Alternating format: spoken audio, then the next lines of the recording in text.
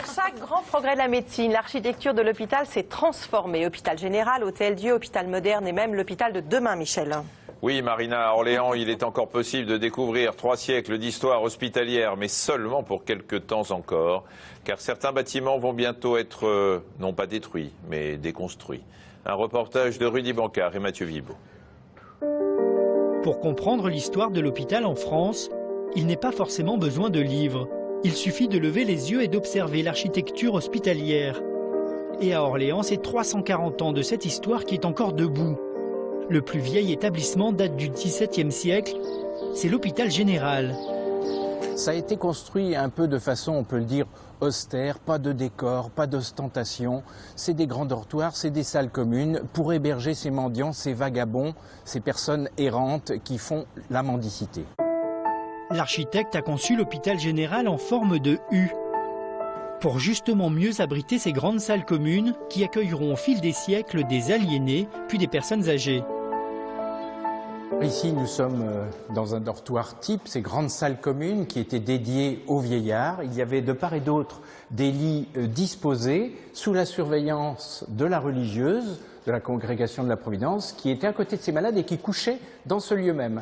Ces salles n'étaient pas adaptées sur le plan hygiène, puisqu'il y avait une surpopulation de malades, et donc on a voulu des établissements plus modernes. Et le changement va être radical, car au XIXe siècle, une révolution médicale est en marche.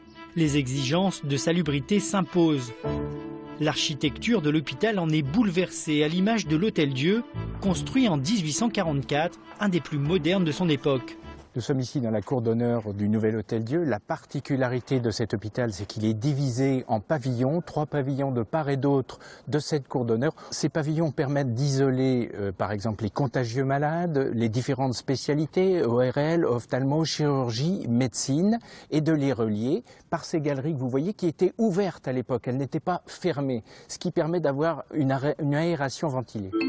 L'heure est à l'hygiénisme. On ne vient plus à l'hôpital pour mourir, mais pour guérir. Mais après la Seconde Guerre mondiale, la médecine fait un nouveau bond en avant.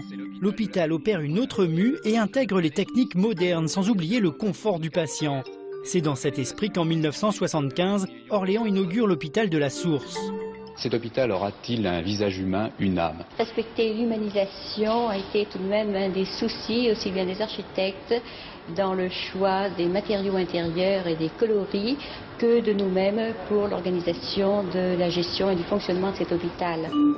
En réalité, ce monobloc de béton est construit avec une idée, être fonctionnel. Cela s'exprime par la verticalité du bâtiment qui impose une image toute puissante de la médecine sur 7 niveaux. Les flux ont été travaillés, c'est-à-dire l'accès du patient, l'accès des urgences, la proximité des urgences avec la radiologie, la proximité des ascenseurs pour les patients avec le hall d'entrée principal. Aujourd'hui, trop vétuste, cet hôpital va être déconstruit. Mais l'histoire ne s'arrête pas là. À Orléans, un nouvel hôpital est en train de sortir de terre. L'hôpital de demain. Thierry Bernardou en est l'architecte.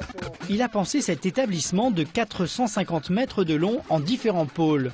Gériatrie, médecine à forte consultation, médecine traditionnelle, chirurgie et pôle mère-enfant.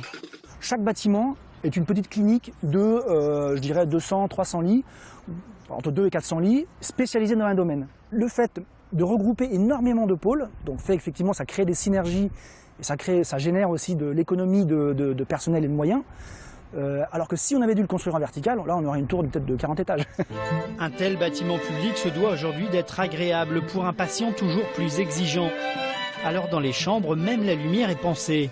Il a une vue directe vers l'extérieur et surtout vers des espaces verts. Donc c'est pour ça qu'on a ces grands châssis toute hauteur, sans traverse horizontale. Quand le patient est alité, il est à peu près à 90 cm. Normalement, il a ça au milieu de la figure. Donc voilà, un petit détail, mais qui a vraiment son importance dans le confort du patient. Et pour anticiper des évolutions de la médecine de plus en plus rapides, le mot d'ordre est la modularité. Ici, on peut absolument tout casser. C'est-à-dire que ça c'est de la cloison, ça c'est de la cloison aussi, là c'est de la même chose. Et puis même dans la salle de bain, il n'y a que ce poteau qui reste là. Donc une fois qu'on a enlevé, on va dire, toutes les cloisons, on peut y refaire absolument tout ce qu'on veut. Donc soit d'autres chambres, des chambres plus grandes ou des bureaux, à la limite, on peut faire absolument ce qu'on veut. L'hôpital du futur n'est plus figé, mais prêt à accueillir les prochaines innovations. Coût de l'opération, 600 millions d'euros. L'ouverture au public de tous les pôles sont prévues au cours de l'année 2015. Voilà, on passe donc à la diététique. On vous rappelle comme toujours que toutes les informations et la